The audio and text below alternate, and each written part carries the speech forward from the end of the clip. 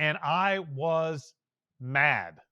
I was really mad that some sleazy advisor out there is pretending that they can predict the future and is scaring the crap out of people and generating commissions or revenue.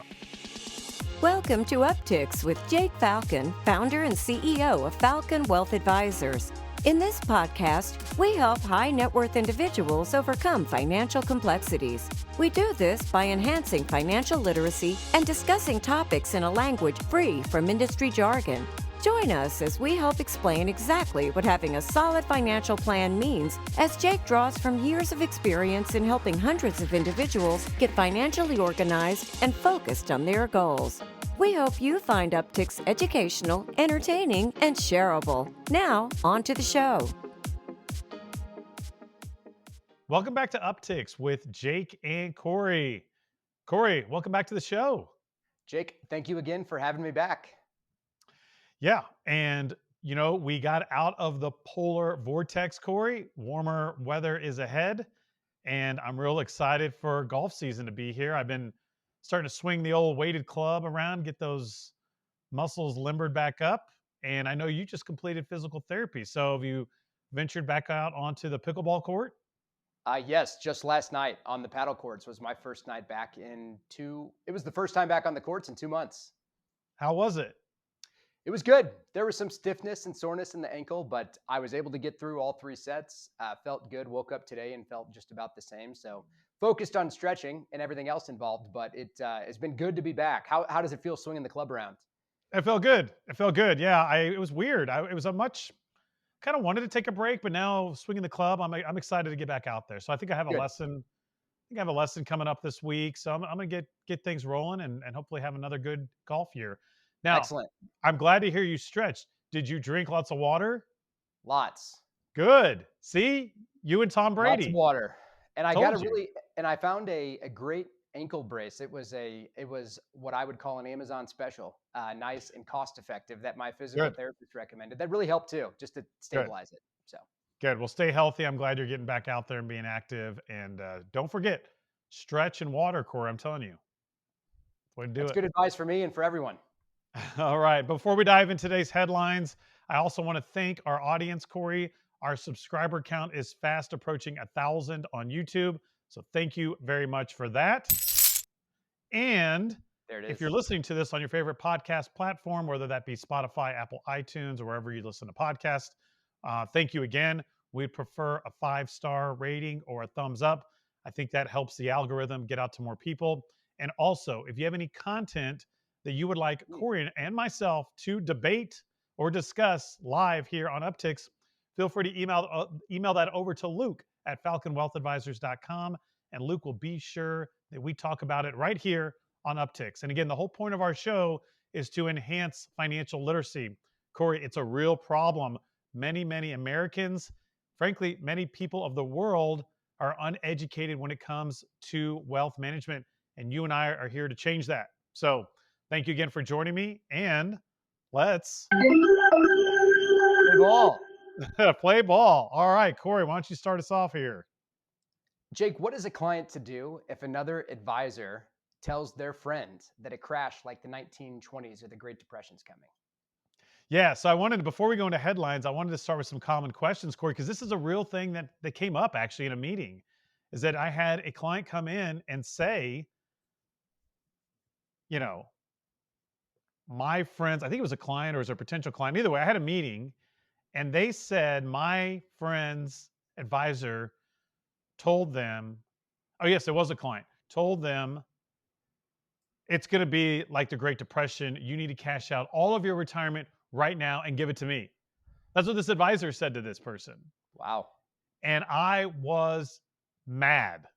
I was really mad that some sleazy advisor out there is pretending that they can predict the future and is scaring the crap out of people and generating commissions or revenue. I was very frustrated on behalf of that person. And my point here is that anytime anyone says with certainty they know what's going to happen, they are full of crap, Cory.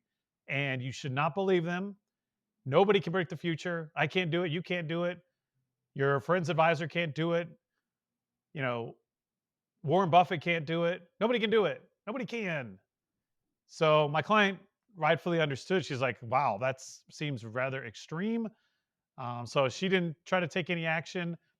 However, I was just mad that we still, Cory, in this day and age, have scumbags in the industry telling people that to try to make money off of it. It just bothers the heck out of me. You have any thoughts on that? Man. It doesn't make any sense to me.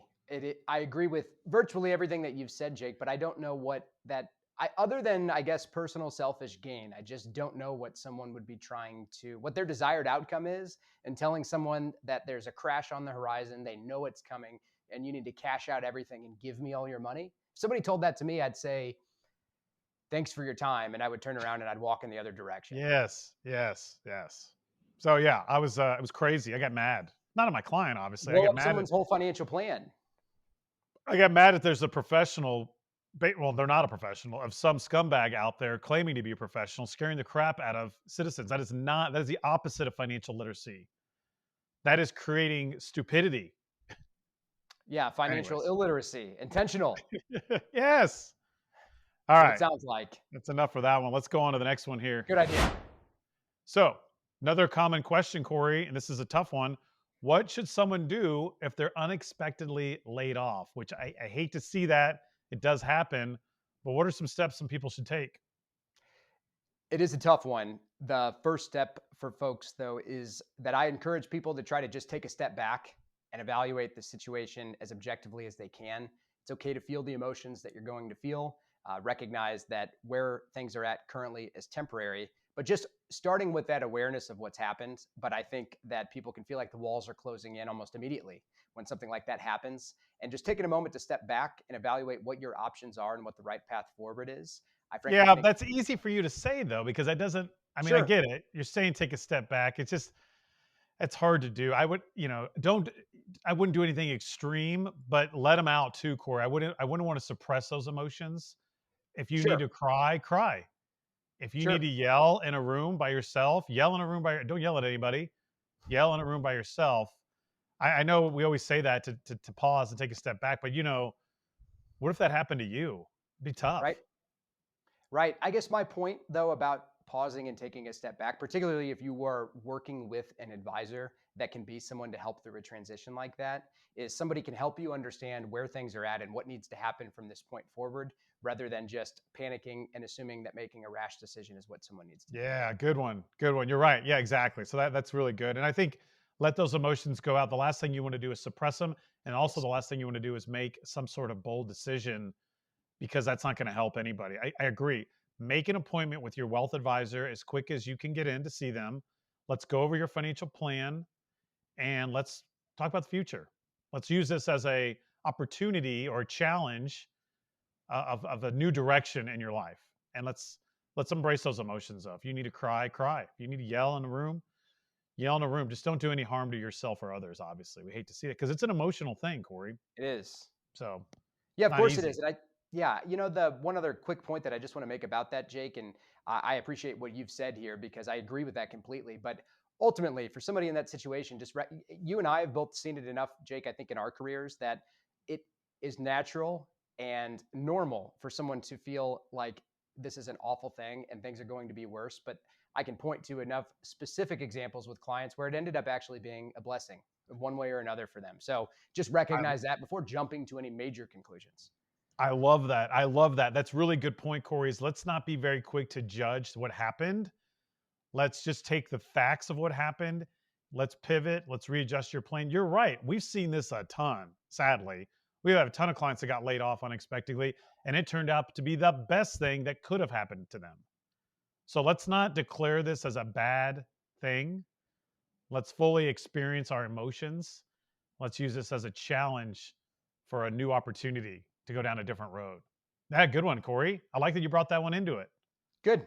Yeah, it was, regretfully, unfortunately, it's a conversation that I had with a client recently. It's the one that I've had with clients before and that I know that I'll have again. And I think that, for people it's easy to say, maintain a positive mindset, everything else that we're talking about here. But I think, people taking care of themselves being healthy, evaluating what the situation is and what their options are is the right path forward. Right, right. Excellent. Good one. All right, let's go into our headlines then. Let's do it. All right, Cory, saving for healthcare in retirement. Here's I don't what know it'll if you look, cost you. I don't know if you looked at these numbers, Jake, but there's a new I didn't. report. Okay, good. New report from the Employee Benefit Research Institute, or EBRI, that estimates healthcare expenses for someone in retirement. Want to take a guess, Jake, at what those expenses look like, what this report published? So are they saying over the life of your retirement? Yes. How much will, maybe I did see this, Cory.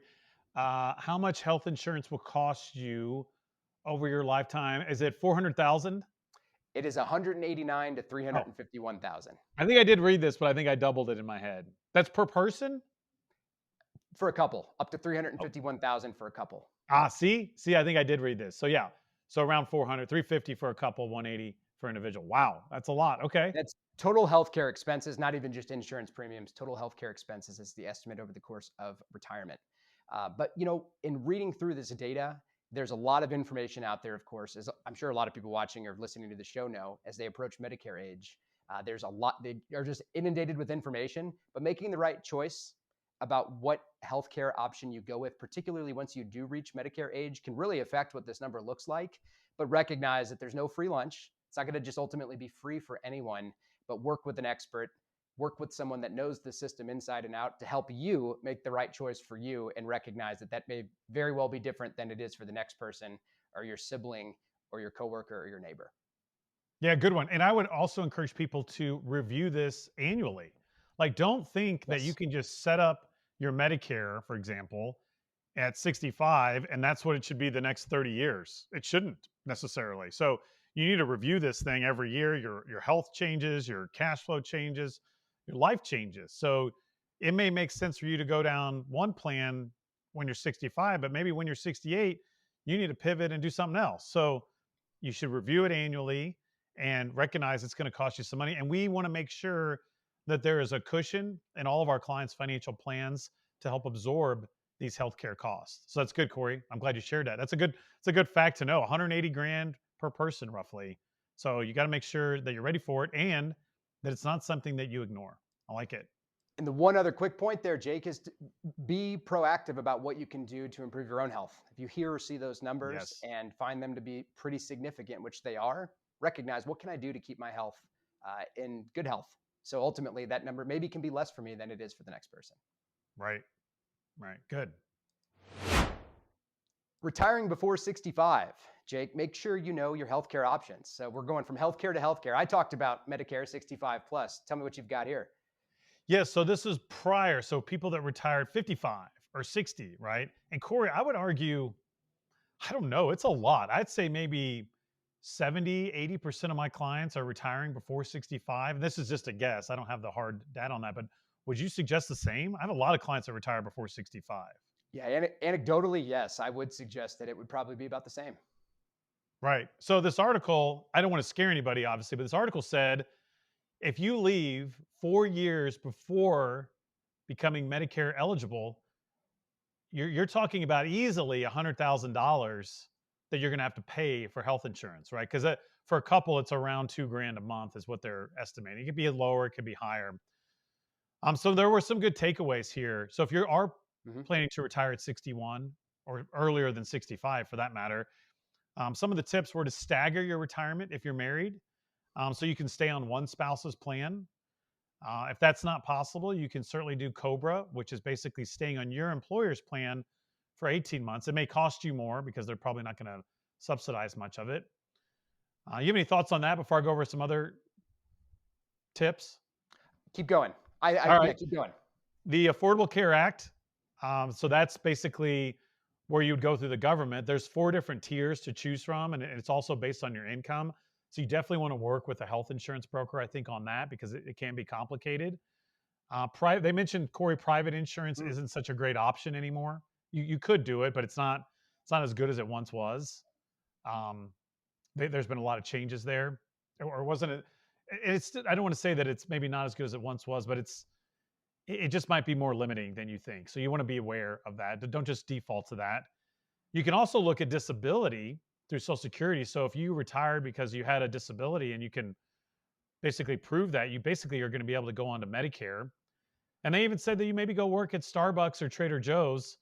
Although I wouldn't just work for health insurance. So I would only go work somewhere that had health insurance as a perk if that's what you also wanted to do. Now, if you can't afford it and you're retired, that's another story. But for our clients, we want to build in that health insurance cost until they get to Medicare in their financial plan so that they can afford it. And so I thought it was a good article. I just wanted just people to know there's a lot of options, right? So stagger your retirement, go on Cobra, look at the Affordable Care Act, maybe private health insurance works for you, maybe it doesn't, or going again, working part-time because you want to work.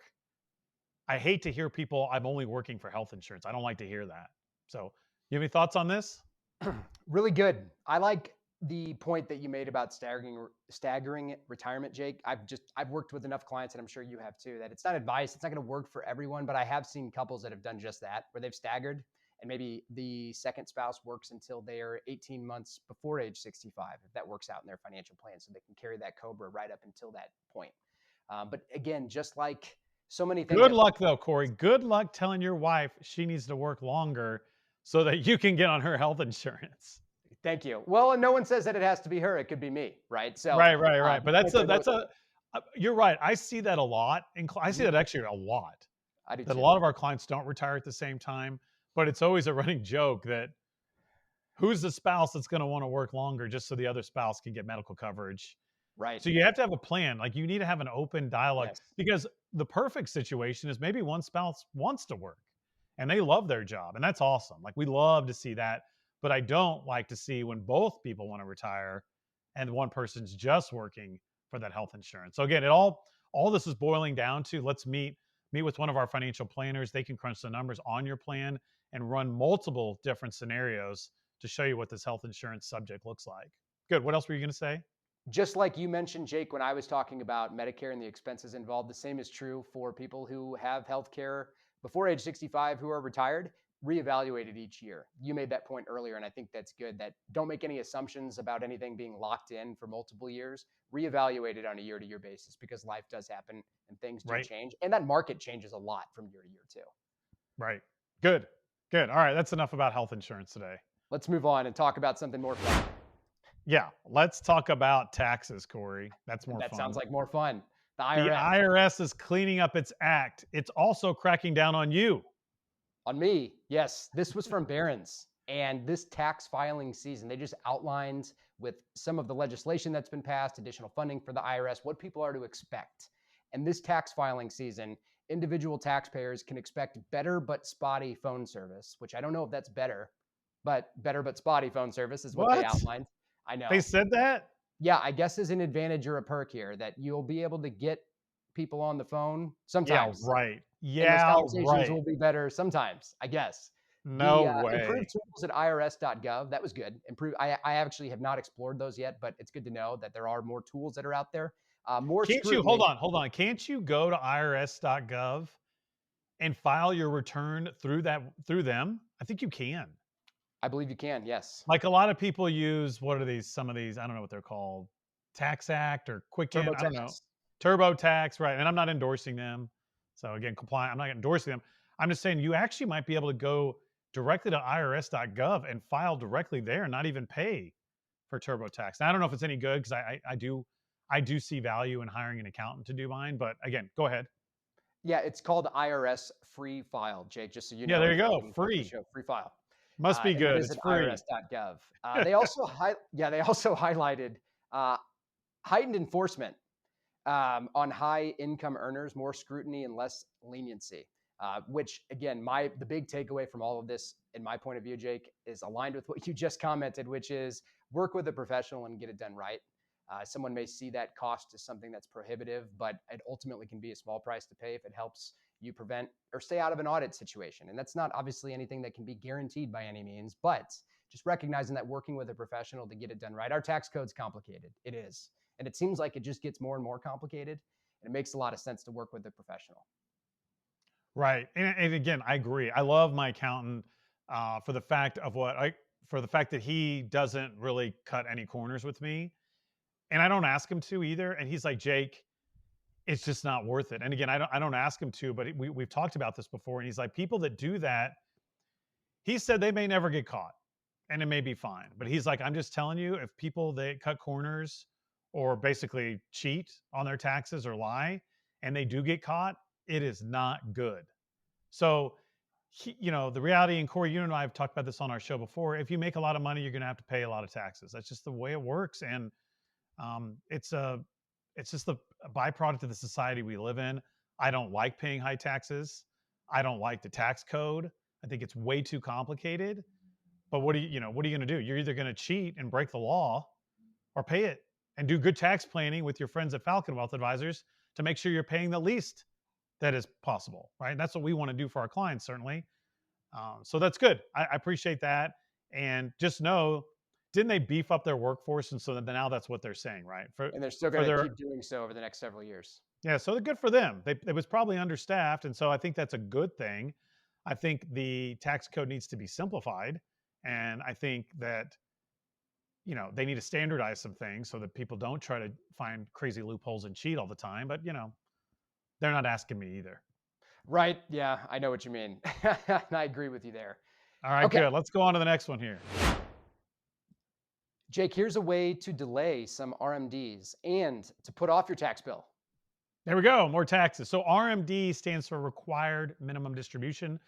Cory, formerly this was applied to anyone that had an IRA or 401k with pre-tax dollars upon turning 70 and a half. Those rules have changed. Now it's based on when you're born, and your required minimum distribution may start at age 73 or age 75, again, based on when you were born. Now, what's kind of neat about this, Cory, talk about a loophole, is that if you are actively working and participating in a 401k, meaning putting money in there past your RMD age, so over 73 or 75, you may be, and there's certain stipulations and rules that apply, but you may be able to avoid taking that required minimum distribution from your 401k. Now, the downside to this, Cory, is that means you're working well into your 70s. And like we just talked about, many of our clients are retiring actually in their 50s. They are not working into their 70s. However, if you like your job and you do want to work into your 70s, just know that there is a way for you to potentially lower some of those required minimum distributions, right? So there's an opportunity there for you. Now, in my opinion, and this is not advice, but my opinion is, I still think Roth IRA conversions are a great strategy for somebody to lower their required minimum distributions. But doing that's not necessarily going to delay them. You're still going to have to start taking them at 73 or 75. And the point of this article is you can delay them. The downside is you just got to keep working. And participating and saving, basically. You have any thoughts on that before we go into our last article? We got time for one more here, Cory. Let's just talk real quick, Jake. You made the comment about the Roth conversions and that being a great route to go. Can you just expand a little bit more on that for people? I mean, I know that we both have conversations, but let's just talk a little bit more about that. What does that accomplish? Yeah, this is a subject I talk about almost all the time. And it's basically what you do is you pull money from your IRA that's been pre-tax. You haven't paid any taxes on this. You pay the taxes on it now, and you move it into a Roth IRA where there it will grow tax-free. And Roth IRAs also don't have any required minimum distributions. So it's a really neat tax planning strategy that we've seen a lot of success with our clients. However, it's not without some pain. If you convert $100,000, Cory, you're going to have to pay taxes on $100,000. And so it's easy for us to give some planning observations. Sometimes it's difficult for the client to want to pay a big tax bill. So again, I still think it's a great opportunity though for people that have the capacity and have a problem. Like really the issue that we try to prevent though is that if you're 75 and you have to start taking a required minimum distribution, what if your required minimum distribution, Cory, is $300,000 a year and you only need $200,000 a year? Well, now you're going to be forced into these higher brackets that you might not want to be in. And so a Roth conversion is a way to avoid that. So, and Jake Cross, one of the financial planners on our team, he says it really well when he's meeting with clients, Cory. He says, we always want clients to pay taxes at the lowest possible rate, right? So that's what he does when he's doing tax planning. He says, if you're going to be in the 28% bracket, but today you're in the 22%, let's go pay as much taxes at the 22% that we can. because we know one day you're going to be in the higher bracket. So that's what we're trying to juggle. The other big problem, though, we have is that we don't know if the tax brackets are going to be different 20 years from now. So that's another tough part of it. But that's, again, job security for us. We want to keep doing planning. These Roth conversion discussions are something, again, like this is a real common theme today, is that something you should be having every year with your financial planner, not just once. So good. Good one. Excellent. All right. Thanks for asking. Yes, thank you. All right, here we go. Here we go. Last one, Cory. Biden faces an election year balancing act on energy prices and climate change. Yes, I just read this report. It was just recently published from Strategas Research, and this was really their economic policy research. And I just wanted to share a few things from this, Jake, because I thought it was really interesting. One is that the misery index, which was, sort of coined or dubbed that back in the 70s, is really just unemployment plus the inflation rate. Those two numbers combined is the misery index. All right, so unemployment, so the unemployment number plus inflation. So what's a high number? What would be a high number? A high number would be double digits. Anything over 10. So inflation's 5% and unemployment's 5%. That would be a high number on the misery index. Which in a lot of ways, if you really boil it down and think about it simply, it makes a lot of sense. How many people are unemployed and how much more quickly are things getting expensive? But it makes a lot of, This is stating, though, that the misery index has predicted. Stop. Hear me out. Stop these predictions. Go ahead. No, these are elections that have already happened. The last 10 elections. I know, but stop with predictions. Go ahead. Let's hear it, though. You got it in here. So do you agree or disagree, Jake, that gasoline prices in 2024 will or will not be an important point for people when November comes in the election? Wait, hold on. Tell me what it predicted, though. I cut you. What did it predict? Gasoline prices are the most important metric for U.S. voters. And despite gas prices, Jake, dropping for 70 days, Biden's approval rating has continued to decline. And that's the part of this that I thought was very interesting. Wait. No, you're not making sense here. You said the misery index is inflation plus unemployment. Now you're talking about gas. So what is the misery? Why do you have the misery index even on here if you're talking about gas? Because when gas prices go up, inflation goes up and the misery index goes up. Okay. So you're saying because gas prices influence inflation, it also influences the misery index. Yes. Okay. So what did it predict, though? You didn't answer that. What did it predict? I'm going to get there. Let's hear it. We're not there yet. But so let me answer that question. So real income is the best predictor of elections, which makes energy policy so important this year. And there's a chart here that is displaying exactly what this looks like after tax, after inflation income. So really dollars that you and me, Jake, and everybody else has to spend has been a great predictor of the percentage votes that a president gets in his reelection campaign, which to me makes perfect sense. It doesn't matter if it's right or wrong, but it makes a lot of sense to me that people are ultimately going to vote with their pocketbooks, especially in the United States. And the point here is that in 2024, what they're highlighting is one of the biggest risks to the Biden administration is if energy prices spike between now and the election. And what I found very interesting and fascinating is despite the narrative around fossil fuels and oil and everything else in our country, Jake, did you know that U.S. crude oil production right now is at an all-time high? I think I did know that, actually. Oklahoma, they do all that fracking down there. But what's interesting, maybe I didn't, because a lot of people would argue that it's not because Biden isn't president, right? Exactly. Yeah. So because of all of this, and because the Biden administration understands this, they've gone all in on energy, which is why the production has gone way up. But what's interesting about that is more progressive or younger voters that think that Biden's not being aggressive enough about climate change because this oil production is at an all-time high just really speaks to the quagmire. How about that, Jake? There's a word for you. It really speaks to the dilemma or the quagmire that the Biden administration has. And I'm not saying that there's anything actionable for anybody to take away from this. I just simply wanted to highlight this because I found it fascinating and I think it's interesting. I thank you. And if Luke, if you could put the misery index chart, you might have already had it on. Here, put that back up. But did you see, Cory? Look at that misery index in the early 80s. It was over 20. I know. Yeah, that was Jimmy Carter. That was Jimmy Carter. And remember, they've given credit to him about really kind of messing up the economy or whatever. Like he's got a bad rap when it comes to that in there. And then the heydays of the 90s, it was pretty low. And so I don't know. But again, you didn't get to where it's pretty. So if the misery index is below 10, are you saying that the incumbent will get reelected? Or No. no? No, You're no, not no, no. saying that. I'm not saying that. So the second chart that's here, Jake, the real income is the best predictor of elections, which makes energy policy important.